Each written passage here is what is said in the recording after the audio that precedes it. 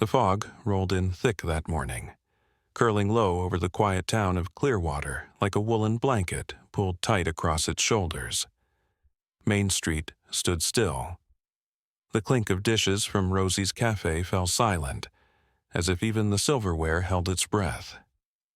Inside the barber shop, the hum of clippers died mid-fade. Folks drifted outside, squinting through the swirling mist that swallowed up the storefronts. Then came the sound.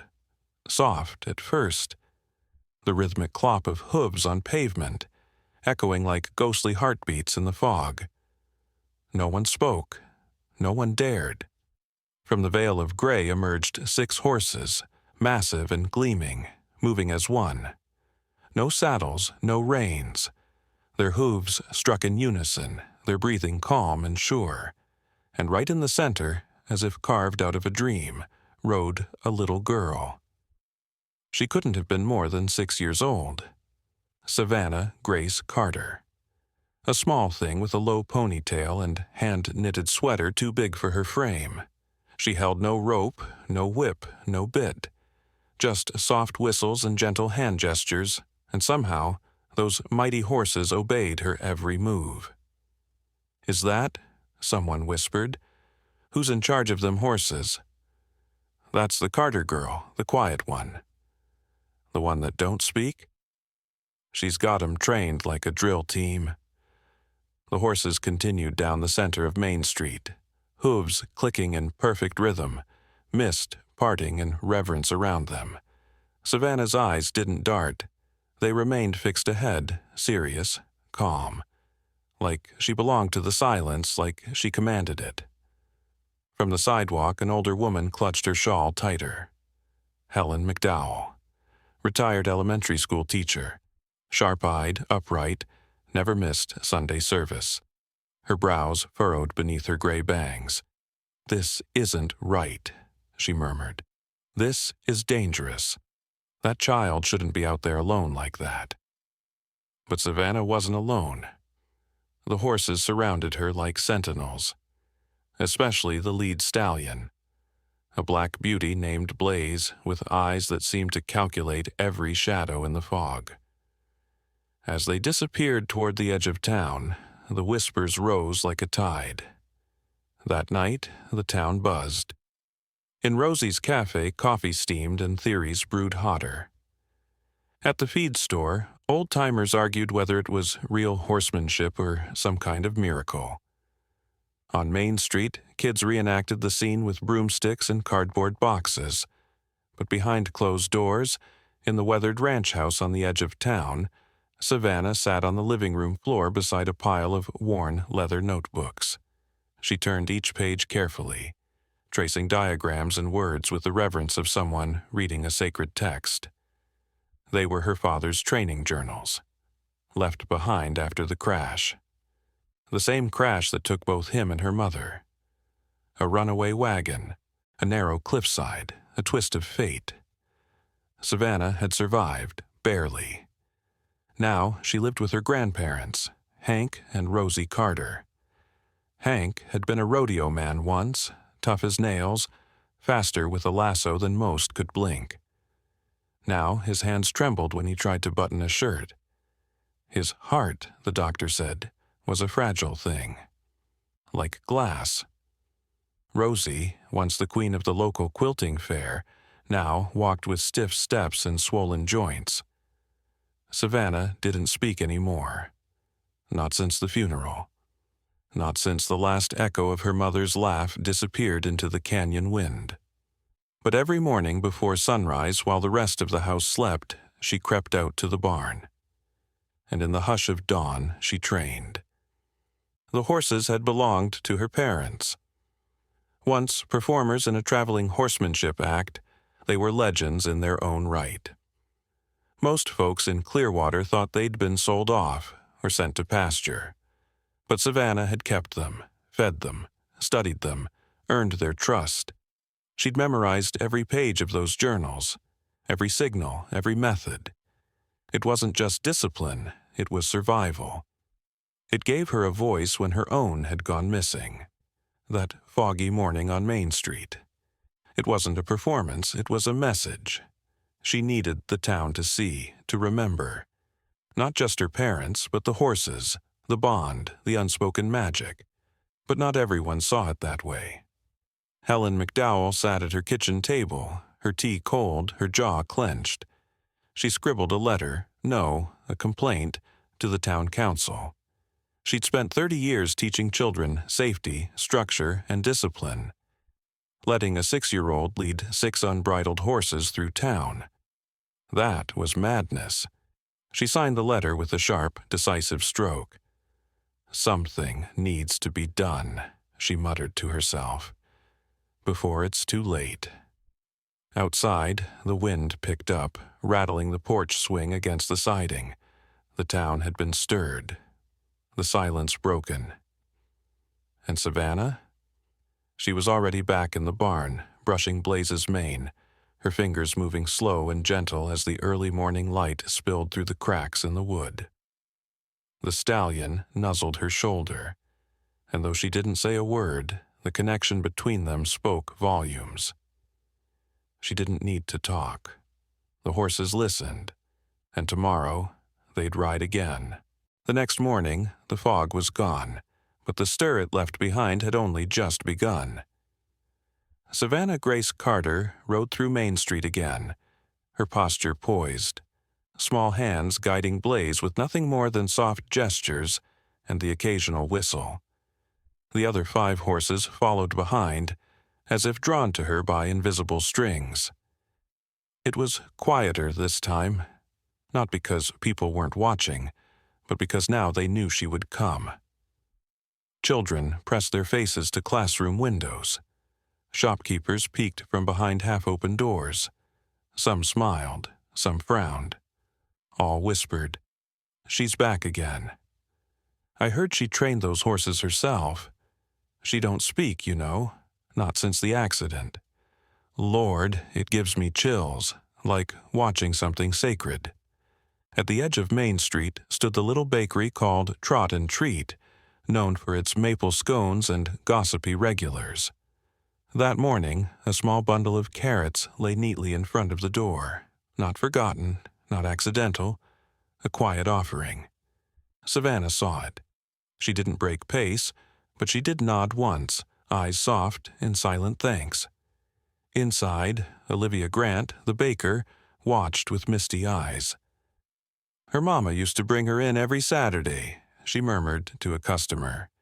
Always asked for a carrot muffin, one for her, one for the horses. Across the street, Coach Darnell, now retired from the high school but still a towering figure in town, leaned on a cane outside the post office. "She's got her daddy's seat," he said to no one in particular, "and her mama's hands. You don't teach that, you inherit it." But not everyone watched with admiration. Inside the town hall, Helen McDowell stood at the front of the community meeting room, flanked by 3 others. The sign behind her read, "Concerned Citizens of Clearwater." "We cannot ignore this," she said firmly. A child, is parading live animals through a public street. No saddle, no bridle, no adult supervision. What if something spooks them? What if someone gets hurt? Murmurs filled the room. Some nodded in agreement. Others looked unsure. "She's not hurting anyone, Helen," said Emily Reyes, the former school nurse, "and she's not alone. Those horses would rather walk into fire than harm that girl." "But she's 6. This isn't a game. These aren't dogs or cats. These are 1,000-pound animals. Trained by her own parents," said Coach Darnell, stepping in from the doorway. "You remember the Carters, best horse handlers this town ever saw. That girl was born into it." Helen's jaw tightened. "And they're gone now." The room went quiet. Too quiet.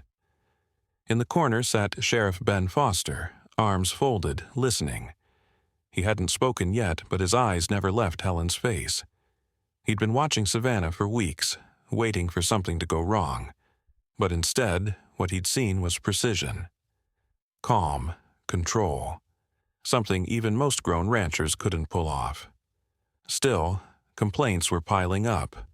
Parents nervous. Businesses worried about liability. It was only a matter of time before someone made a call that went above his head. Outside the meeting room, under the dim gold of the late afternoon sun, Savannah led the horses back toward home. A few kids on bicycles pedaled behind them like a slow-motion parade. One boy called out, "Hey, Savannah? That black one yours?" She didn't turn, but Blaze flicked his ear toward the boy and huffed, almost like he understood. At the feed store, the owner, Jerry Tomlin, stood with a handful of oats. "Gonna need to restock those molasses blocks," he said with a smirk. "The Whisperer's crew eats better than me." "Whisperer?" his wife asked, raising a brow. He nodded toward the girl. "That's what folks are calling her now, the silent whisperer of Clearwater." By nightfall, someone had uploaded a video of Savannah's ride onto social media. The footage, low-res, shot from inside a coffee shop, showed her guiding Blaze through a group of schoolchildren crossing the street. No sudden movements, no yanks. Just a look, a turn of her wrist, and Blaze shifted course like water, finding its path. By midnight, the clip had 500,000 views. The comments flooded in. "Is this real? That kid's a horse whisperer. This needs to be protected, not shut down. No saddle? No voice? This is incredible. Or incredibly dangerous." Back at the ranch, Hank stared at the screen, jaw set. "I don't like it," he muttered. Rosie rocked beside him, knitting something pink and soft in her lap. "You think the attention's bad?" "I think attention always brings trouble." He wasn't wrong. The next day, a white SUV pulled up to the edge of the pasture. A woman in a gray jacket stepped out, clipboard in hand, badge around her neck. Savannah watched from the barn door, fingers curled into her sleeves. "She's from the county," Hank said, voice low. Rosie placed a hand over her chest. "Child Services?" Hank didn't answer. That night, Savannah didn't train. She sat cross-legged beside Blaze's stall, chin resting on his shoulder. The stallion stood perfectly still, lowering his head just enough to nudge her back. She didn't cry, she didn't speak, but she did whisper something, so faint the wind almost stole it away. "Please stay." And Blaze did. He always would. The woman from Child Services returned the next morning with another agent. They didn't say much, just asked a few questions, walked the perimeter of the property, made notes. Savannah stayed close to the barn. From the shadows between Blaze's stall and the tack room, she watched every movement with wide, unreadable eyes. She hadn't smiled in days. "She doesn't talk?" the woman asked Rosie gently, as if speaking too loud might fracture the girl further. "Not since the accident," Rosie said, folding her hands over her apron. "But she hears everything. Don't let the quiet fool you." Hank stayed mostly out of sight. His heart had started acting up again, and though he'd never admit it, he was scared. Scared not of dying, but of leaving Savannah without someone who understood. That night, a sharp rapping woke the household. Rosie rushed to the door while Hank tried to swing his legs out of bed. Savannah was already gone, out the back door, barefoot in the cold, racing toward the barn. Blaze was stomping wildly in his stall, eyes wide, nostrils flaring. Hank made it to the bottom of the stairs before collapsing to the floor. Savannah didn't see it, but Blaze did. The stallion reared once, kicking his door open with terrifying force, and bolted for the house. Rosie screamed. The agents from earlier, still on the porch for follow-up questions, scrambled back in alarm. The horse didn't charge. He ran straight to Hank's side, muzzle pressing into the man's chest again and again, nudging, pushing. Rosie called 911 while Savannah arrived, breathless and shaking, hugging Blaze's neck from behind. Paramedics said it was a mild heart attack. If they'd been 10 minutes later, it would have been worse. When the ambulance pulled away, the child services agent turned to her colleague, stunned. "That horse," she whispered. "It knew." 2 days later, Dr. Noah Jensen arrived from Colorado. He was young, mid-30s, clean boots, smart eyes that didn't miss much. Originally from a horse therapy center in Boulder, he'd read about Savannah in the national papers. He came without invitation, but with a quiet confidence that made Rosie let him in. They sat in the living room while Savannah watched from behind a curtain. "Her signal system," Noah began. "The way she uses whistles and hand cues, it's remarkable. I've never seen anything like it, not even from adult trainers." "She taught herself," Rosie said. "Her parents left behind notebooks, logs, drawings. She studied them like scripture. I'd like to meet her. She doesn't meet strangers." He nodded, accepting that. But as he passed the open barn doors later, Savannah was there, brushing Blaze's mane. She didn't speak, but she didn't run either. She just looked up. One look, straight and unblinking. Noah raised a hand, then knelt slowly. "Hi there," he said gently. "I'm Noah." She didn't respond, but Blaze snorted, shook his mane once and nudged her forward. She stepped closer, barely. Close enough to reach out, then stop herself. Noah smiled. "May I?" he asked, motioning toward Blaze. Savannah studied him for a long second, then nodded. Noah lifted a finger, slowly mirroring her hand signals from earlier that he had quietly observed. When Blaze responded to him, just a shift of weight, nothing more, Savannah's eyes widened.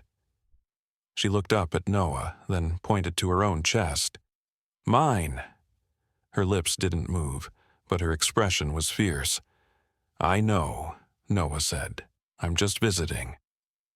That night, Savannah placed a folded paper on Rosie's nightstand, written in blocky, uneven letters.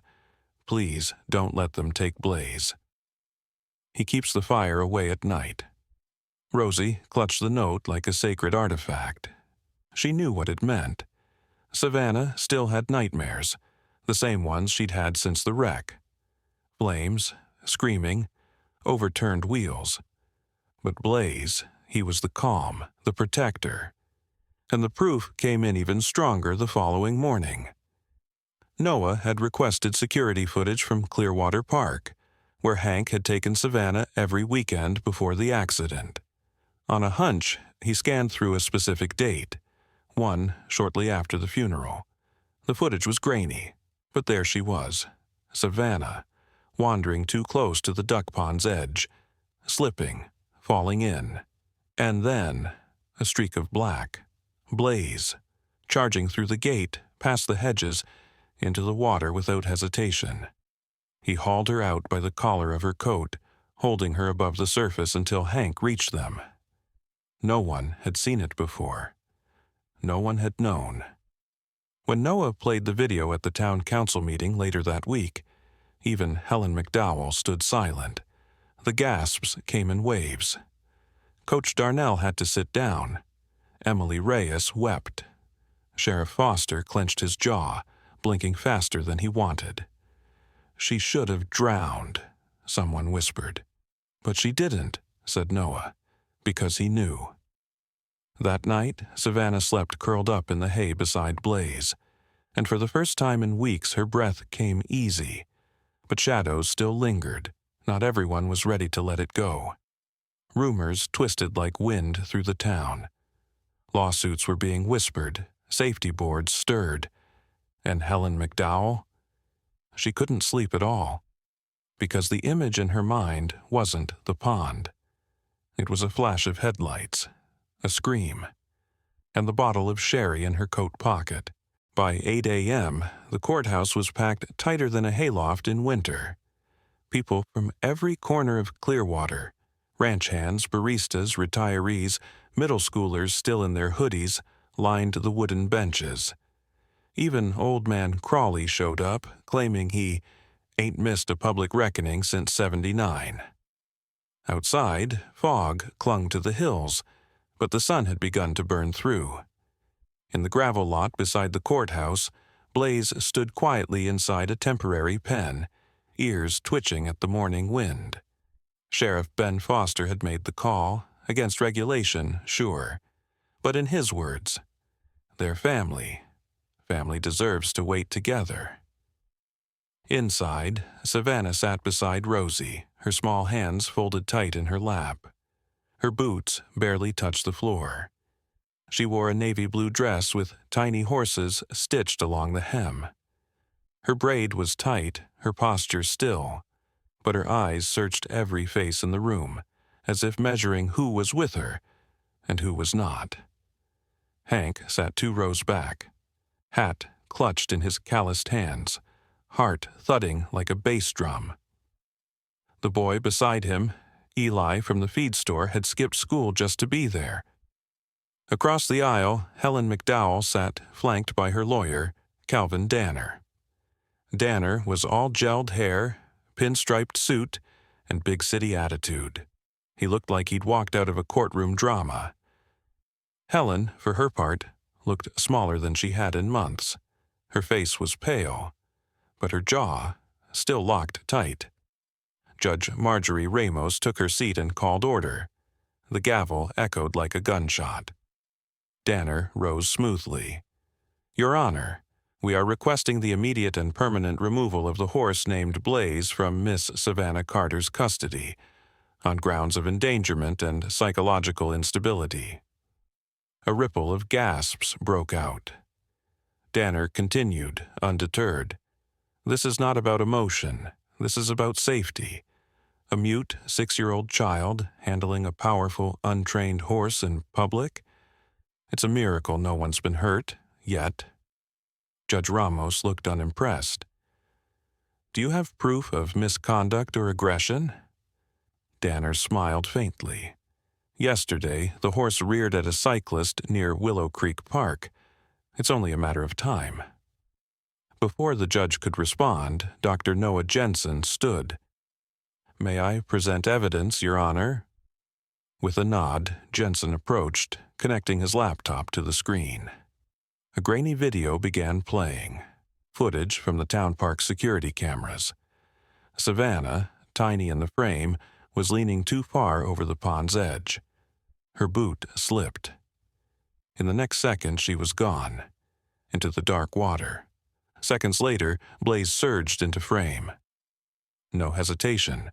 He plunged in after her, teeth gripping her jacket, hooves kicking, dragging her to shore. When the screen faded to black, the room stayed silent. Jensen cleared his throat. "That pond's over 20 feet deep. No adult was present. That horse, Blaze, not only understood the danger but acted to save her life." Judge Ramos raised an eyebrow. "How do you explain such behavior?" "They have a communication system," he said. "Signals, blinks, whistles, a vocabulary of gestures. It's not standard, but it's real. Savannah may not speak, but she's not silent, not to Blaze. This isn't dependency, it's partnership." Danner jumped up. "Speculation, sentimental nonsense." But then Savannah stood, slow, quiet. Rosie reached for her, whispering, "Honey, no," but stopped when Savannah gently moved her hand away. The courtroom held its breath. Savannah walked to the center. She didn't look at the judge. She didn't look at Helen. She looked straight ahead, like her daddy used to when he stepped into the rodeo ring. "I tried," she said, voice soft as a breeze through wheat. "I tried to scream that night, but no one heard. Blaze, he did. He always does." A tear rolled down Rosie's cheek. Savannah looked down at her boots. "If you take him, you take the only voice I have." The silence that followed felt endless. Then Helen stood up, slowly, her hands trembling. Her lawyer hissed, "Helen, sit down." But she didn't. "Your Honor," she said, voice cracking, There's something I need to say, and I won't hide anymore." The room braced. The night of the accident. I wasn't sober, Helen admitted. I had 2 glasses of wine before heading down that hill. I panicked when I lost control of the reins. And I lied to the police, to Savannah, to everyone. Gasps rang out. Hank dropped his hat. Helen's lips quivered.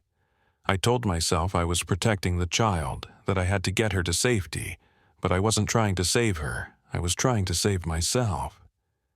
Judge Ramos leaned back slowly. "Sheriff Foster?" Ben stood, jaw tight. "We'll be reopening the investigation, Your Honor." At that exact moment, outside, a teenager on a bike lost control coming down the courthouse drive. The bike wobbled, careened toward Savannah, who had just stepped out to the front steps. Before anyone could react, a deafening crack rang out. Blaze had snapped the latch. In a blur of chestnut and muscle, he thundered across the gravel, hooves pounding. He skidded to a halt between Savannah and the oncoming bike, taking the hit himself and sending the rider tumbling into the grass. Gasps turned to chaos. Officers rushed out. Rosie screamed, but Blaze didn't flee. He stood tall, flank trembling, blocking Savannah. A rope slipped over his neck. He didn't resist. They led him away. Savannah didn't cry. She didn't shout. She didn't move at all. Just stood staring at the place where Blaze had stood, a single hand outstretched into the empty air. And the town of Clearwater, so quick to judge, finally saw the weight of silence. Savannah hadn't spoken a word since Blaze was taken. The silence inside the Carter house hung like fog, thick, unmoving. Hank sat by the window each morning, his eyes fixed on the road like a soldier on lookout. Rosie spent her evenings thumbing through old photo albums and newspaper clippings, laying them gently on the dining table as if they were sacred texts. "This house used to echo with laughter," Rosie murmured one night. "Now it just holds its breath." Savannah barely ate. She wouldn't touch her crayons, wouldn't even hum a note of the lullabies her mother once sang. Instead, she slept in the empty stall where Blaze had once stood. Every morning, she awoke covered in hay, clutching the brush she'd used to groom him. Even the other horses seemed to grieve. They walked solemnly past Blaze's stall but never entered. Not even Lucky, the youngest gelding, dared step into that space. It was as if they too understood what was missing. On the 3rd morning, Hank rose before dawn. He stood by the mirror, buttoning his old rodeo shirt with trembling fingers.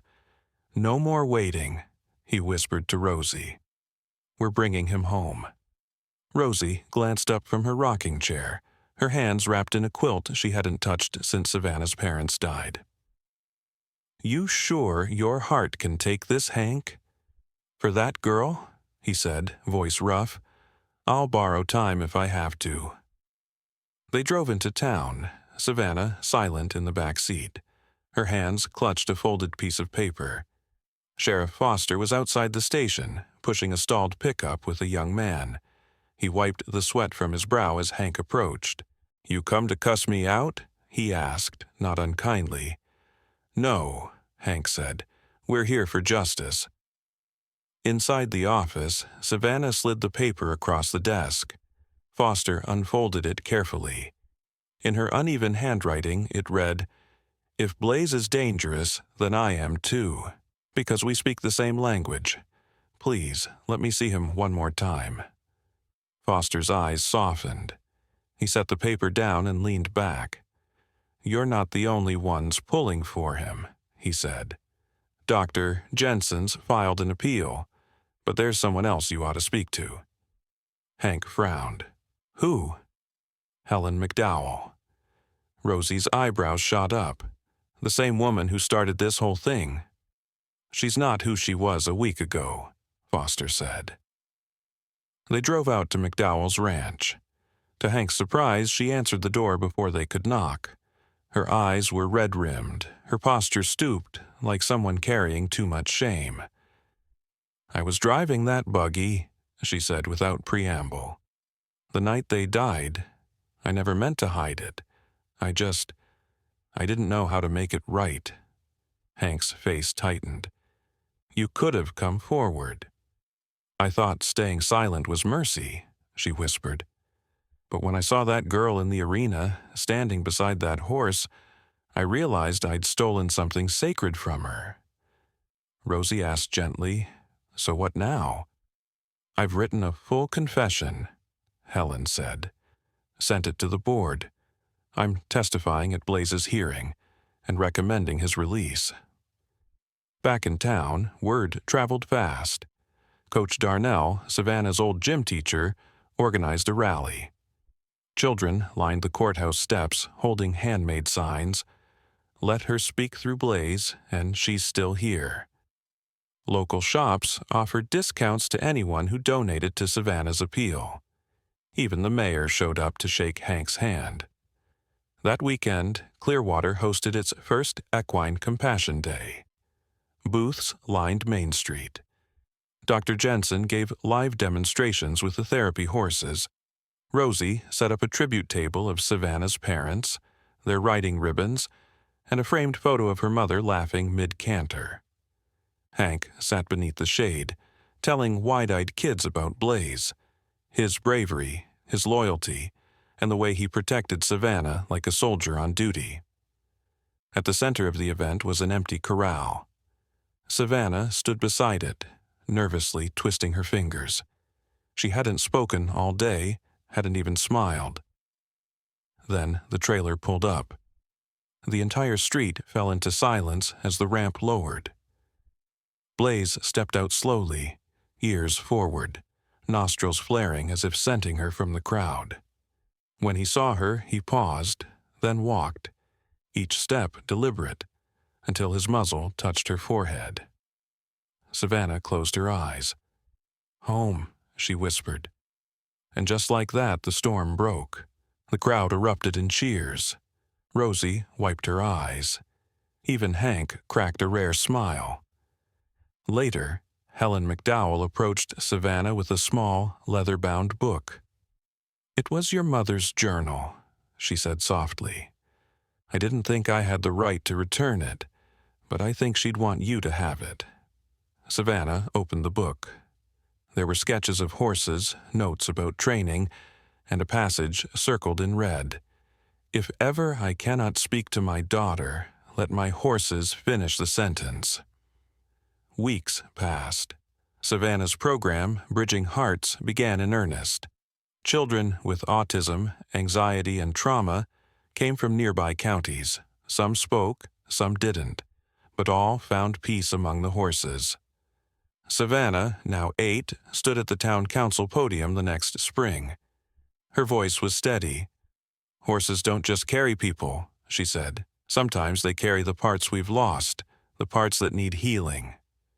And in that little town called Clearwater, they carried them all into something whole again.